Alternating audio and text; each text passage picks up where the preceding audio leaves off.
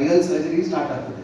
First registration ಅಂತ ಇರ್ತದೆ, ಮಂಡಿದೆಲ್ಲ ಪಾಯಿಂಟ್ಸನ್ನು mark ಮಾಡಿ ಆವಾಗ ನಾವು ಈ ಥರ ಅಲೈನ್ಮೆಂಟ್ ಇಟ್ಟರೆ ಈ ಪೇಷಂಟ್ಗೆ ಇಂಥ ಮೂಮೆಂಟ್ ಬರ್ತದೆ, ಇಂಥ ಸ್ಟೆಬಿಲಿಟಿ ಅಂತ ಗೊತ್ತಾದ ಮೇಲೆ ನಾವು ಅದಕ್ಕೆ ಚಾಲನೆ ಕೊಟ್ಟರೆ ಆಮೇಲೆ ಅಷ್ಟೇ ಎಲುಬು ತೆಗೆತದೆ.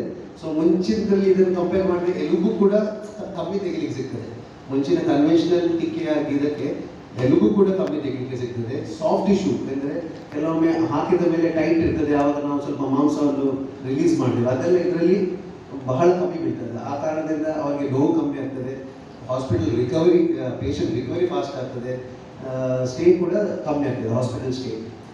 ಸೊ ಟೆಕ್ನಾಲಜಿಯನ್ನು ಯೂಸ್ ಮಾಡಿದರೆ ಇದರದ ಅಡ್ವಾಂಟೇಜ್ ಜಾಸ್ತಿ ಇರ್ತದೆ ಕಂಪೇರ್ ಟು ಕನ್ವೆನ್ಷನಲ್ ಟಿಕೆ.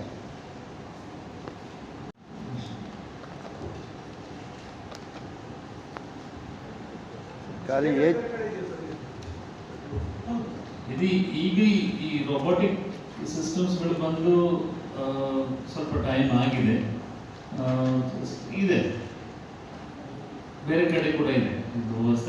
ಈ ನಮ್ಮ ಕರಾವಳಿ ಭಾಗಕ್ಕೆ ಇದು ಈ ಫಸ್ಟ್